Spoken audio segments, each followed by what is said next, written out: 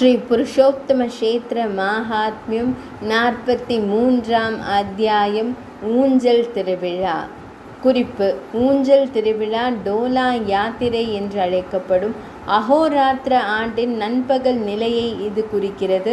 இது பாரதத்தின் பிரகாசமான பாதியில் 11ஆம் நாள் பார்ஷ்வ பரிவர்த்தன விழா ஒரிசாவில் நள்ளிரவாக கருதப்படுகிறது. கால நேரமுடன் ஜெகந்நாதரின் அடையாளம் இதன் மூலம் வலியுறுத்தப்படுகிறது.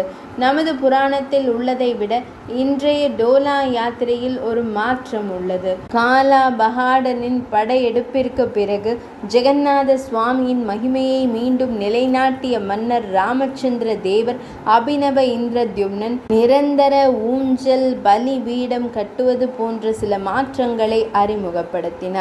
கவனிக்க வேண்டிய ஒரு முக்கியமான விஷயம் யாதெனில், பாகவத மகாபுராணத்தில் செல்வாக்கு பிருந்தாவனத்தை புரியில் இடமாற்றம் செய்வது போலவும் கோவிந்தர் ஸ்ரீகிருஷ்ணர் டோலா யாத்திரையில் பங்கேற்பது போலவும் உள்ளது.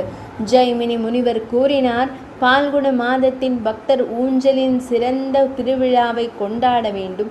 அதில் கோவிந்தர் உலகங்களை ஆசீர்வதிப்பதற்காக விளையாடுகிறார் மற்றும் விளையாட்டு புரிகிறார். அவர் பக்தர் தேவர்களின் இறைவனின் பிரதி ஒன்றை உருவாக்க வேண்டும். அதற்கு கோவிந்தா என்று பெயரிடப்பட வேண்டும். மாளிகையின் முன் ஒரு மண்டபம் அமைக்கப்பட வேண்டும். இது 16 தூண்களை கொண்ட உயரமான ஒன்றாக இருக்க வேண்டும். இது 4 கதவுகளுடன் சதுர வடிவத்தில் இருக்க வேண்டும். அதற்கு ஒரு பலிபீடம் வழங்கப்பட வேண்டும். அழகான விதானம் இருக்க வேண்டும். மாலைகள், சௌரிகள் மற்றும் பதாகைகளால் அதை அழகாக அலங்கரிக்க வேண்டும். பலிபீடத்தில் ஒரு நேர்த்தியான இருக்கை இருக்க வேண்டும். இது ஸ்ரீபர்ணி மரத்தால் செய்யப்பட வேண்டும். இந்த அழகான திருவிழா 5 அல்லது 3 தினங்கள் கொண்டாடப்பட வேண்டும். பால்குண மாதத்தின் 14ஆம் நாள் அதிகாலையில் பிராமணர்களே, ஊஞ்சல் விழாவிற்காக மண்டபத்தின் கிழக்கே ஒரு தீப விழா நடத்தப்பட வேண்டும். அது கோவிந்தரால் ஆசீர்வதிக்கப்பட்டது. இது யாத்திரையின் திருவிழா ஊர்வலம் துணை பொருளாக மகிமைப்படுத்தப்படுகிறது. ஒரு ஆசானை தேர்ந்தெடுத்து தியாக மர கிளைகளால் அவற்றை ஒன்றாக தேய்த்து நெருப்பை மூட்ட வேண்டும். தரையை சுத்தம் செய்து முறையாக புனிதப்படுத்த வேண்டும். உயரமான புற்களின் தொகுப்பை வெட்டி தரையை சமமாக ஆக்க வேண்டும். அங்கே நெருப்பு வைக்க வேண்டும். விதிகளின்படி வழிபட்ட பிறகு குஷ்மாண்டருக்கு விதிக்கப்பட்ட நடைமுறையின்படி ஹோமம் செய்யப்பட வேண்டும். கோவிந்தரை வழிபட்ட பிறகு அவரை, அதாவது ஊஞ்சலில் அமர்ந்து தொடர்ச்சியான இடைவெளியில் ஊஞ்சலில் ஊஞ்சலாட்ட வேண்டும். இந்த நெருப்பு விழா முடியும் வரை கவனமாக பாதுகாக்கப்பட வேண்டும். 14ஆம் நாள் அதிகாலையில் 3 மணி யாம நேரத்தில் கோவிந்தரின் அற்புதமான சிலையை ஸ்ரீஹரியின் பிரதி அர்ச்சா ரூபத்தை முன்வைத்து பின்னர் புருஷோத்தமரை வணங்க வேண்டும். மீதமுள்ள காணிக்கைகள் மற்றும் சேவைகளுடன் பக்தர் பிரதியையும் வணங்க வேண்டும். அதன் பிறகு சிறந்த பிராமணர்களே, துணியையும் மாலையையும் எடுத்து மந்திரத்தை ஓதி உயர்ந்த நற்கருணையை தியானிக்கும் போது பிரதியின் மீது வைக்க வேண்டும். அதன் பிறகு அந்த பிரதி, அதாவது சிலை, புருஷோத்தமராக மாறுகிறது. அந்த பிரதியை நகைகளால் அலங்கரிக்கப்பட்ட பல்லக்கில் வைத்து புனித நீராடும் மண்டபத்திற்கு எடுத்து செல்ல வேண்டும். அங்கு பல்வேறு வகையான இசைக்கருவிகளை வாசித்தல், அங்கம் ஊதுதல், வெற்றி பெறு என்ற முழக்கங்கள், பாடல்கள் மற்றும் மலர் மழை பொழிதல் ஆகியவற்றுடன் திருவிழா கொண்டாடப்பட வேண்டும். குடை, கொடிகள் மற்றும் பதாகைகள், சௌரிகள் மற்றும் விசிறிகள் இருக்க வேண்டும். தொடர்ந்து விளக்குகள் எரிய வேண்டும். அந்த நேரத்தில் பிரம்மதேவரை தலைவராக கொண்ட தேவர்கள் கோவிந்தனின் பெரிய விழாவை காண ஏராளமான முனிவர்களுடன் அங்கு வருகிறார்கள். சிலையை சிறந்த இருக்கையில் வைத்து பிரதிஷ்டை செய்து பின்னர் காணிக்கைகள் மற்றும் சேவைகளுடன் வழிபட வேண்டும். பெரிய நீராடும் சடங்கை நிர்வகிக்கும் உத்தரவின்படி பக்தர் நீராடும் சடங்கை செய்ய வேண்டும்.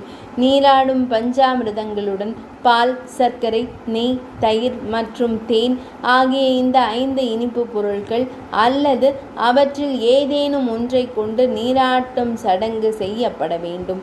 துறவு முடித்த பிறகு ஸ்ரீ சூக்தத்தை ஓதிக்கொண்டே விக்கிரகத்தை வாசனை திரவிய நீரில் நீராட்ட வேண்டும். இறைவனின் மீது வஸ்திரங்கள், மாலைகள் மற்றும் ஆபரணங்களை தெளித்து அலங்கரிக்க வேண்டும். நீராஜன சடங்கு செய்து வழிபட்ட பிறகு சிலையை, அதாவது விக்கிரகத்தை மாளிகையை சுற்றி எடுத்து செல்ல வேண்டும். விக்கிரகத்தை 7 முறை மாளிகையை சுற்றி எடுத்து சென்ற பின்னர் இறைவனை ஸ்ரீ மண்டபத்திற்கு கொண்டு வர வேண்டும். பதாகைகள் மற்றும் அலங்காரங்களால் அலங்கரிக்கப்பட்ட தெரு கிணற்றின் வழியாக சிலையை மண்டபத்தின் கீழ்ப்பகுதிக்கு கீழே 7 முறை சுற்றி நகர்த்த வேண்டும். சுற்றி நகர்த்தப்பட வேண்டும். மேல் பகுதியின் மீது 7 முறையும், தூண்களுடன் கூடிய பலிபீடத்தின் மீது 7 முறையும் நகர்த்த வேண்டும். இந்த திருவிழாவின் முடிவில் மீண்டும் 21 முறை நகர்த்தப்பட வேண்டும். பகவானின் இந்த விளையாட்டு பிரம்மனால் வாய்மொழியாக அறிவிக்கப்பட்டது மற்றும் புனித மன்னர் இந்திரத்யும்னரால் கொண்டாடப்பட்டது. முன்பு பிருந்தாவனத்தில் உள்ள அழகிய காட்டில் ஏராளமான பழங்கள் மற்றும் மலர்களால் வளைந்து குடிபோதையில் தேனீக்களால் எதிரொலிக்கும் மரங்கள் நிறைந்திருந்தன. பல வகையான பறவைகள் நிறைந்த காக்கைகளின் கூச்சலால் இனிமையாக்கப்பட்டது. அந்த இடம் அற்புதமாக அலங்கரிக்கப்பட வேண்டும்.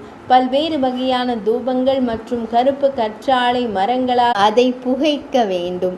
முழுமையான பூத்திருக்கும் கேதகி மலர்களின் இனிமையான வாசனையால் அறைகள் நறுமணமாக இருக்க வேண்டும். அது மல்லிகை, அசோகம், புன்னாகம் மற்றும் சம்பக மரங்களால் அழகாக்கப்பட வேண்டும். அந்த காட்டின் நடுவில் அமைக்கப்பட்ட மண்டபத்தில் அழகான அலங்கார வடிவங்கள் மற்றும் அழகிய அலங்கார பதாகைகள் மற்றும் அலங்கார வாயில்கள் இருக்க வேண்டும். அது மாலைகள், துணிகள் மற்றும் சௌரிகளால் அலங்கரிக்கப்பட வேண்டும்.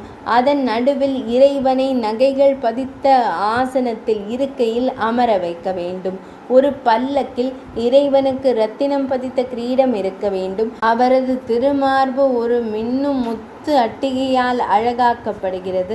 அவரது செவிகள் மதிப்புமிக்க இரத்தினங்களால் செய்யப்பட்ட காதணிகளால் பிரகாசமாக ஒளிரப்படுகின்றன. அழகையும் சிறப்பையும் மேம்படுத்துவதற்காக அவற்றின் சரியான இடங்களில் அணிந்திருக்கும் தெய்வீக திரு ஆபரணங்களால் அவர் வசீகரமாகவும் இருக்கிறார். அவர் ஒரு முழு மலர்ந்த தாமரையின் நடுவில் நிற்கிறார். அவர் பிரபஞ்சத்தின் தாயான ஸ்ரீ மகாலட்சுமியுடன் இருக்கிறார். அவர் சங்கம், சக்கரம், கதாயுதம் மற்றும் தாமரை மலரை ஏந்தியுள்ளார். அவற்றில் அழகிய மலர்களின் மாலையை அணிந்துள்ளார்.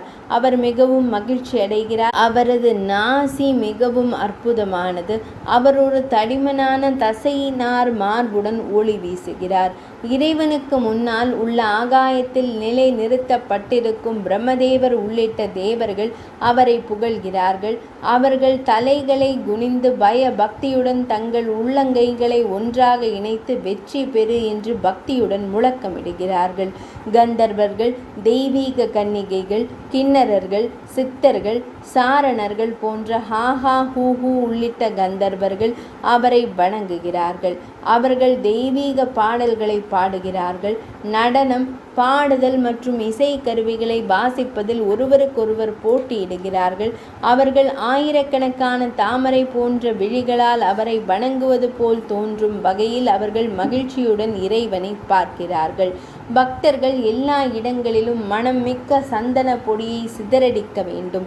அவர்கள் கோவிந்தரின் சிலையை கீழே வைத்து பல்வேறு பிரசாதங்கள் மற்றும் சேவைகளுடன் அவரை வணங்க வேண்டும்.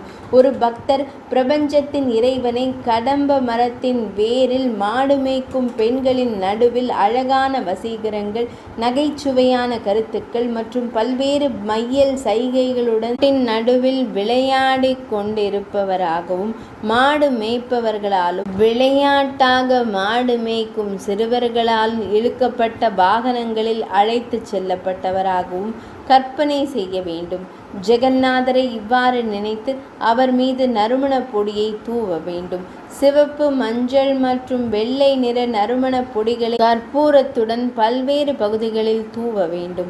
இறைவனை தெய்வீக வஸ்திரங்கள், தெய்வீக மாலைகள், தெய்வீக நறுமண பொருட்கள், சிறந்த தூபங்கள் போன்றவற்றால் அலங்கரித்து வணங்க வேண்டும்.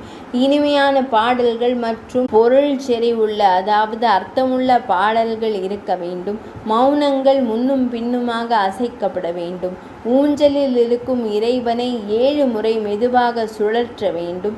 பின்னர் ஸ்ரீகிருஷ்ணரை காண்பவர்கள் சந்தேகத்திற்கு இடமின்றி முக்தி அடைவார்கள். பிராமணரை கொன்றது போன்ற 5 பெரும் பாவங்களும் அழிக்கப்படும். பக்தன் இவ்வாறு இறைவனை 3 முறை ஊஞ்சலாட்ட வேண்டும். இது அனைத்து பாவங்களையும் நீக்குகிறது. இதில் பக்தியுடன் ஈடுபடும் மனிதர்களை இறைவன் ஆசீர்வதிக்கிறார். இன்பங்களையும் முக்தியையும் அனுபவிப்பதற்கான ஒரே காரணம் அவரே. வேண்டுமென்றே மற்றும் தன்னிச்சையாக செய்யப்படும் அவரது அனைத்து அருளான செயல்களும் ஏராளமான பாவங்களை அளிக்கின்றன. அவை சம்சாரத்தின் மூல காரணமாக அவித்யையை, அறியாமையை நீக்குகின்றன. ஒரு நபர் இதை 2வது முறை பார்த்தால் பசுவை கொல்வது போன்ற சிறிய பாவங்கள் நீங்கும். 3ஆம் முறை சேவித்தால் அனைத்து பாவங்களும் அழிக்கப்படும். இது சம்பந்தமாக எந்த சந்தேகமும் இல்லை.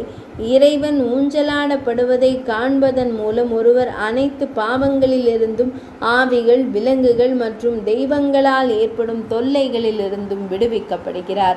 இந்த பண்டிகையை கொண்டாடுவதன் மூலம் ஒரு சாதாரண மன்னன் பேரரசனாக மாறுவான் என்பது உறுதி. ஒரு பிராமணன் 4 வேதங்களிலும் தேர்ச்சி பெற்று சரியான அறிவை பெறுவான். 43ஆம் அத்தியாயம் நிறைவடைந்தது.